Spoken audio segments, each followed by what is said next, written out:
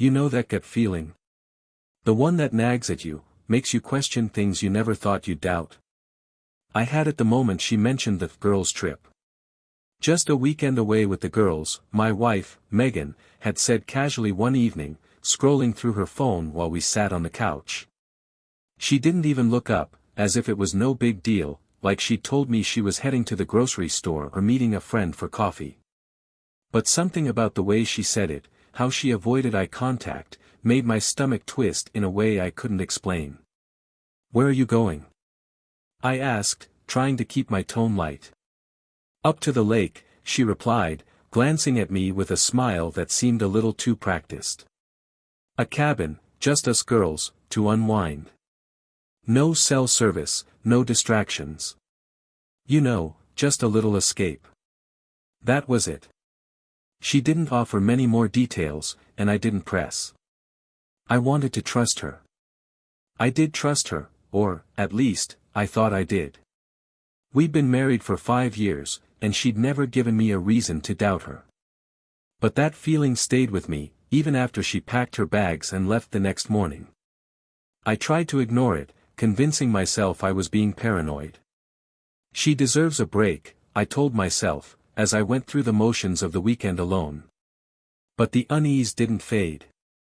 In fact, it only grew stronger the longer she was away.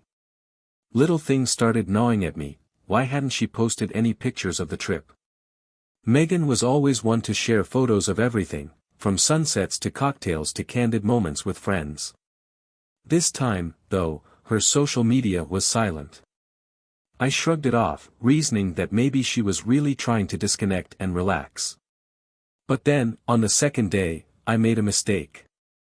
I called one of her friends, just to check if everything was okay. It felt innocent enough, like something any husband might do if he hadn't heard from his wife during a supposedly unplugged trip. "Megan's not with us," her friend said, confusion in her voice. "I thought she was with you this weekend." My heart stopped. The world seemed to tilt for a moment, and I felt like I'd been sucker punched. "No, she said she was going to the lake with you guys," I replied, trying to sound casual, but the panic was already setting in. There was a brief silence on the other end, and then she said, "No, there's no trip. We haven't planned anything like that." I hung up, my mind racing. Every instinct screamed at me that something was wrong, that Megan had lied. But why? Where was she? And, more importantly, who was she with? I spent the rest of the day in a daze, trying to piece together what could possibly be happening. But nothing prepared me for what I was about to discover. The next morning, I decided I couldn't sit around any longer. I pulled up our shared phone account, a feature we both used occasionally to track bills and data usage. As I scrolled through the activity, my heart pounded in my chest. The calls were sporadic, but there was one number that kept showing up, a number that I recognized instantly. It was her ex-boyfriend, Mark. Suddenly, everything made sense, or at least a horrifying version of it did. The secretive behavior, the vague details, the silence on social media, she wasn't at the lake with friends. She was with him. The anger that surged through me was unlike anything I'd ever felt. I could barely breathe as the reality of her betrayal began to sink in. But this wasn't just about lying. This was deliberate. Pre-planned. The woman I loved, the woman I thought I knew, had been spending the weekend with the one person she swore was out of her life for good. I needed to know the truth. I sat there, staring at the phone, my mind a blur of rage and disbelief. My heart pounded so hard I could feel it in my throat. Megan, the woman I'd built my life with, wasn't just keeping a secret, she had gone behind my back to spend a weekend with her ex. I needed answers, but more than that, I needed proof. I pulled up Mark's number again, my hands trembling. There it was, clear as day, multiple calls and texts exchanged between them leading up to her supposed girls' trip. The pieces began to fall into place, every lie, every omission replaying in my head like a bad movie. But I wasn't going to let her get away with it. I spent the next few hours pacing the living room, trying to calm myself down, to think logically. I could confront her over the phone, but I knew I wouldn't get the whole story. Megan was smart. If she'd been sneaking around, she could easily lie her way out of this, or at least try. No, I needed more. I needed to catch her in the act. I opened my laptop and started digging. It wasn't long before I found her travel itinerary tucked away in a shared folder we had for managing household things. There it was, flight information. Not to the lake, but to a coastal city a few states away, a place Megan and I had never even talked about visiting. My stomach dropped as I realized this was where she was meeting him. Without thinking twice, I booked the next available flight out. It felt reckless, but I didn't care. I needed to see it with my own eyes. The thought of her and Mark together was unbearable, but the only thing worse would be to continue living in the dark, pretending everything was fine. The flight was a blur. My mind raced with every possible scenario. Were they laughing at my expense? How long had this been going on? What had she told him about me, about our marriage? The idea that Megan might have been emotionally, and maybe even physically, connected to Mark while lying to my face felt like a betrayal deeper than anything I could have imagined. By the time I landed, my phone buzzed with a text from her. "Hey, babe. Just checking in. The girls are being ridiculous as usual. Miss you." Her words felt like poison, the betrayal laced into every word. I couldn't even respond. Instead, I followed the address linked to her travel itinerary, a hotel. My hands shook as I pulled up in front of it, the reality of what I was about to uncover crashing down on me. Was I really ready to see this? I waited in the hotel parking lot for what felt like hours, trying to summon the courage to go inside. Eventually, I decided to ask the front desk if Megan had checked in.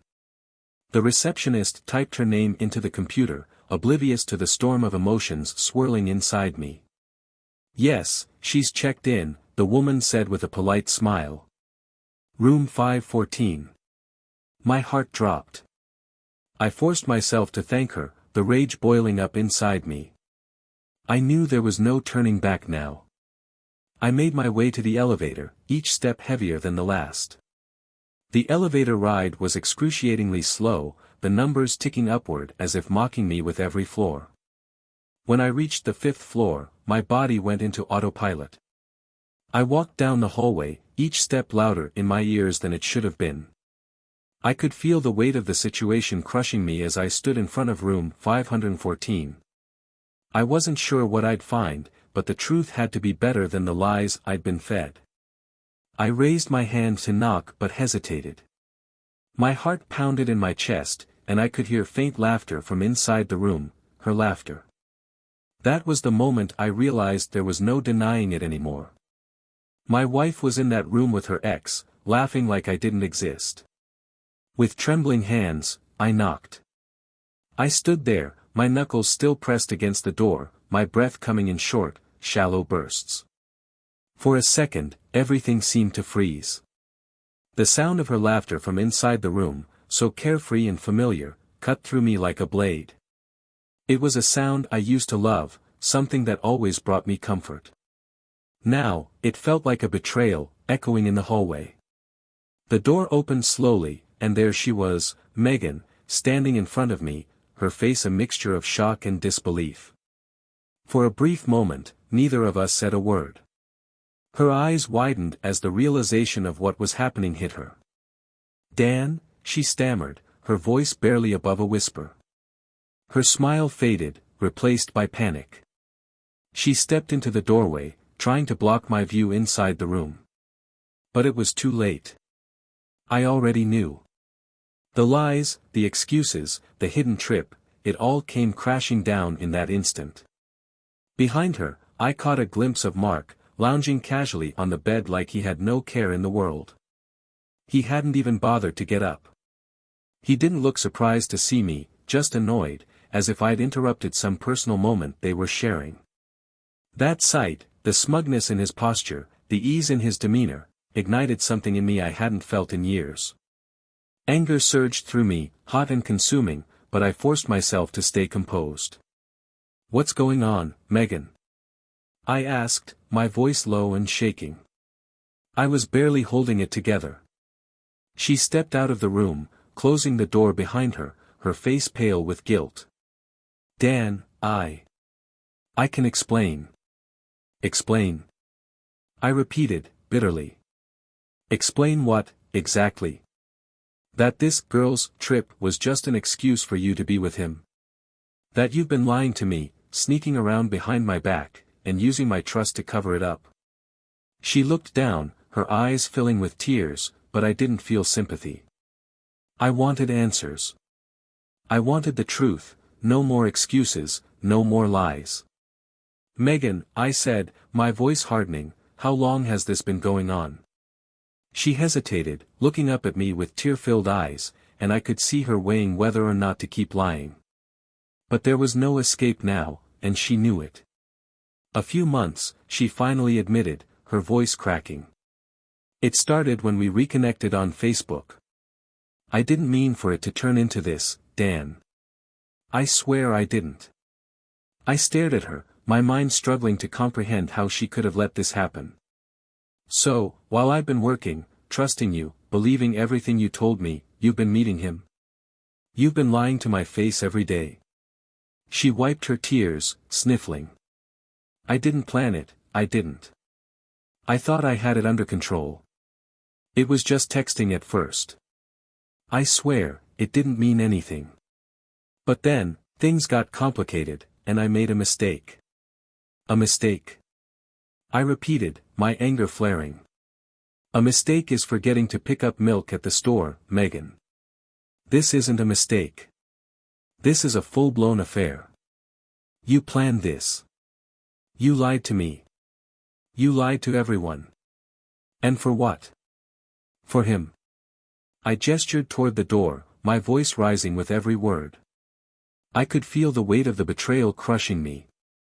The years we had spent together, the trust one had given her, it all felt meaningless now. The woman I thought I knew had been hiding this secret life with someone I thought was long gone. Megan sobbed, reaching out to me. "Dan, I'm sorry. I never wanted to hurt you. I know I've messed up, but please, I love you. We can fix this. I'll cut him off. It's you I want." I stepped back, shaking my head in disbelief. "You think this is something we can fix? You've spent months lying to me, hiding this, whatever this is. And now you expect me to believe that you're suddenly going to cut him off, just because you got caught?" The truth hit her hard, and for the first time, I saw genuine fear in her eyes. She knew she had crossed a line she couldn't come back from, and I wasn't sure there was any way to salvage what she had destroyed. Mark opened the door slightly, leaning against the frame with a smug smile. "Look, man, if you want to talk about this later." "Shut up," I snapped, not even looking at him. My focus was on Megan. "We're done here." With that, I turned and walked away, leaving her standing in the hallway, her sobs fading as I made my way to the elevator. The betrayal was still fresh, and I wasn't sure where I was headed, but one thing was clear, everything I thought I knew about my marriage had just been torn apart. As I left the hotel, my mind raced, my heart pounding. I felt numb, like I was walking through a fog. My marriage, the life I had built with Megan, was in shambles, destroyed by her betrayal. The reality of what I had just witnessed hit me harder with every step, but I couldn't stop moving. I needed space, time to think. I needed to be far away from her. I found a bench outside the hotel, sat down, and stared blankly ahead. The anger that had fueled me moments earlier was starting to drain, replaced by an overwhelming sadness. How had things gotten to this point? How had I missed the signs that something was so horribly wrong? I replayed our relationship in my mind, searching for clues. Was I too trusting? Too focused on work? Had I been blind to her growing distance, or had she been that good at hiding it? Every memory, every moment we shared, now felt tainted by the knowledge of her lies. My phone buzzed in my pocket, jolting me out of my thoughts. It was Megan. I didn't want to talk to her, not yet, maybe not ever. But she kept calling, over and over, desperate for a response. Finally, I answered, if only to tell her to stop.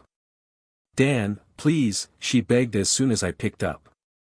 Her voice was frantic, filled with desperation. We need to talk. I need to explain. Please, just come back, and we can talk this through. Explain what, Megan? I said, my voice flat. You've already told me everything I need to know. You lied. You cheated. You planned an entire trip to be with him. What's left to talk about? I know it looks bad, but it wasn't like that, she insisted, her words tumbling out in a rush. It was stupid, and I made a terrible mistake, but it didn't mean anything. It was just. I don't know, I got caught up in something, but it wasn't serious. It's you I love. I laughed bitterly. Caught up? Megan, you planned this trip. You went out of your way to lie to me, to your friends, to everyone. You didn't get caught up in something, you made a choice. A choice to betray me. She paused, and I could hear her trying to compose herself. Dan, I swear it's over. I'll cut him off. I'll block his number, delete him from my life. I'll do anything. Please, just, don't throw away what we have. I love you. We can fix this. Her words felt like a punch to the gut.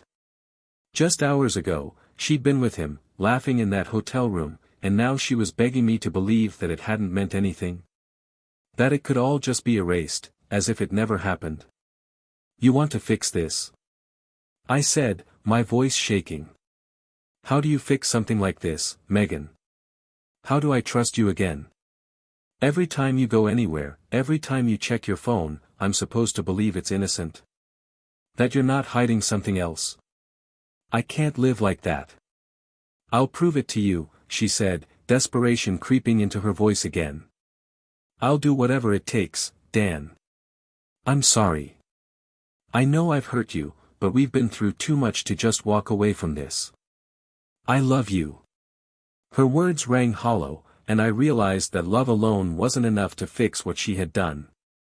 I wanted to believe her, to believe that she could somehow undo the damage, but deep down, I knew the trust was shattered beyond repair. I sighed, running a hand through my hair as I stood up from the bench.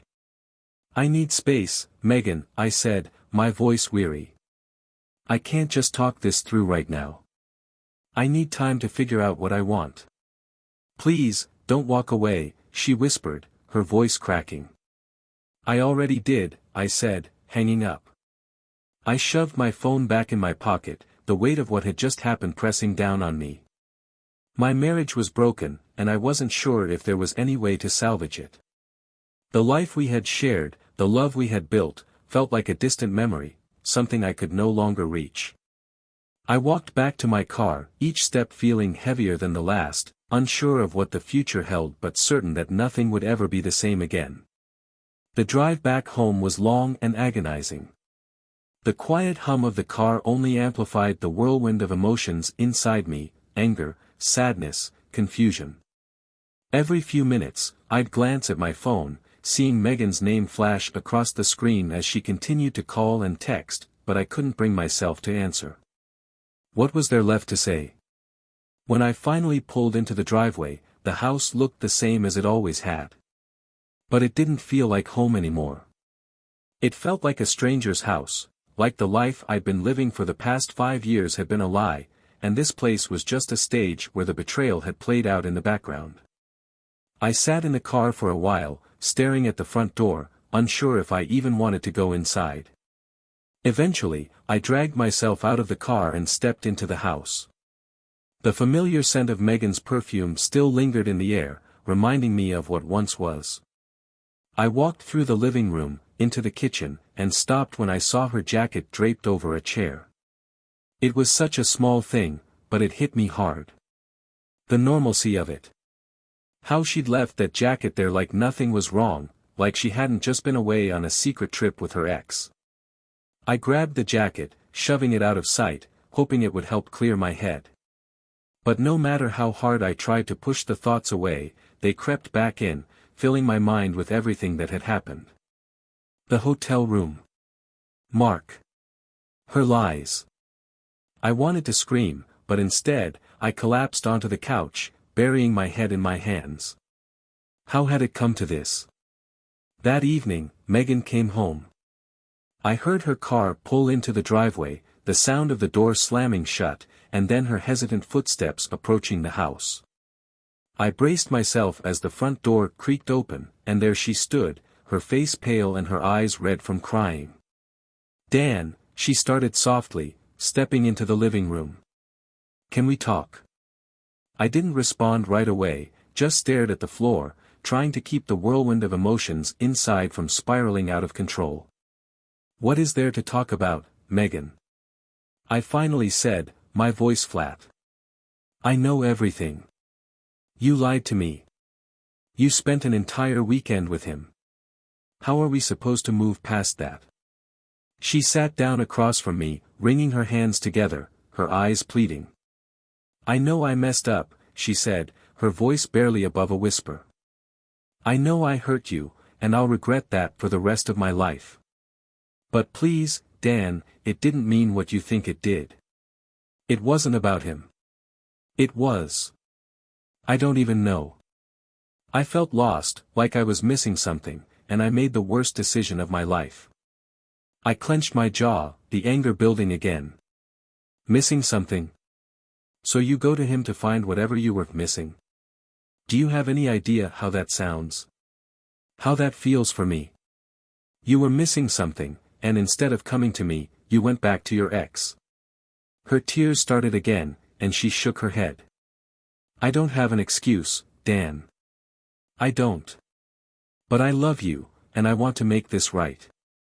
I'm willing to do whatever it takes." I stood up, unable to sit still any longer. "You keep saying you love me, Megan, but love isn't sneaking off to be with someone else. Love isn't lying to my face. I don't even know if I can believe anything you say anymore." She stood up too, reaching for my arm, but I stepped away, not wanting her touch. "I'll block him," she said quickly. "I'll never speak to him again. I'll go to therapy, counseling, whatever it takes. Just, please, don't give up on us."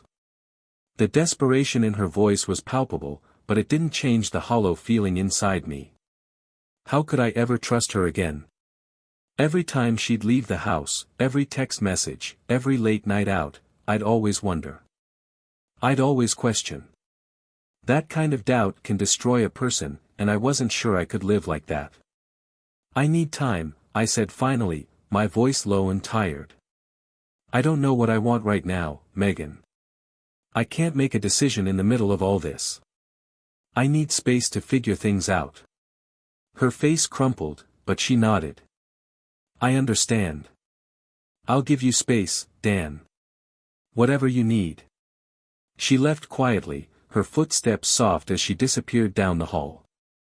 I sat back down on the couch, feeling the weight of everything pressing down on me. Megan might have been willing to do whatever it took to fix this, but I wasn't sure if anything could. The next few weeks were a blur of silence and space. Megan gave me the distance I'd asked for, and we barely spoke beyond the basics. She stayed at a friend's house for a while, leaving me alone in the home we had shared. The quiet was suffocating at first, but it gave me time to think, to try to sort through the storm of emotions that had overwhelmed me. I kept replaying everything in my head, how things had gotten to this point, the signs I'd missed, the lies she'd told. Her voice, pleading with me, kept echoing in my mind. I'd wanted to believe her, but the betrayal had left me shattered. Trust, the foundation of any marriage, had been obliterated, and I wasn't sure it could ever be rebuilt. During that time, I threw myself into work, trying to keep my mind off of what was happening at home. But every quiet moment, every lull in the day, brought me back to the same questions. Could I forgive her? Could I ever trust her again? Did I even want to? Megan texted me a few times during those weeks, saying she was going to therapy, that she was working on herself, that she missed me and was willing to do anything to fix what she'd broken. Each message was a stab in the heart, a reminder of the woman I'd loved, the woman I'd thought I knew, and how different she seemed now. Eventually, I agreed to meet with her. I didn't know what I hoped to accomplish, but I couldn't avoid her forever.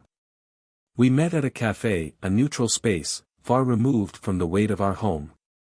When she walked in, she looked exhausted, like the guilt and the regret had eaten away at her. "Dan," she said softly as she sat down, "thank you for meeting with me." I nodded, unsure of how to start. We sat in awkward silence for a moment before she spoke again. "I've been going to therapy, like I told you. I've been working on why I did this, trying to understand it. I know I can't take back what I've done, but I need you to know how sorry I am. I would give anything to undo the pain I've caused you." Her sincerity was clear, but it didn't make it easier. "Why, Megan?"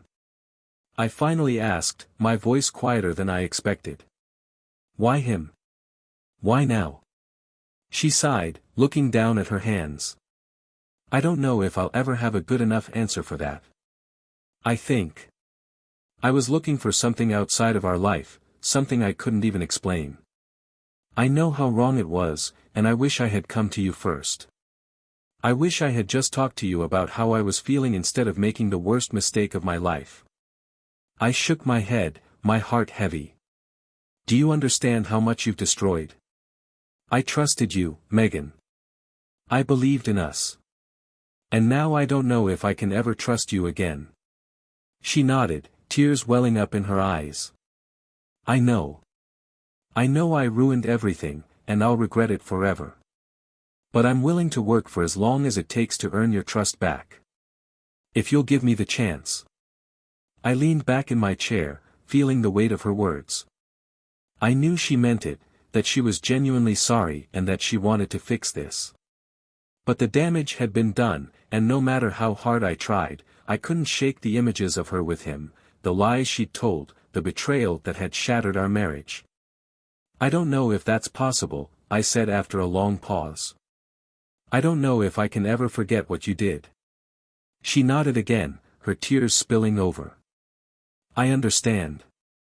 I want you to know that I love you, and I'll be here, no matter what you decide."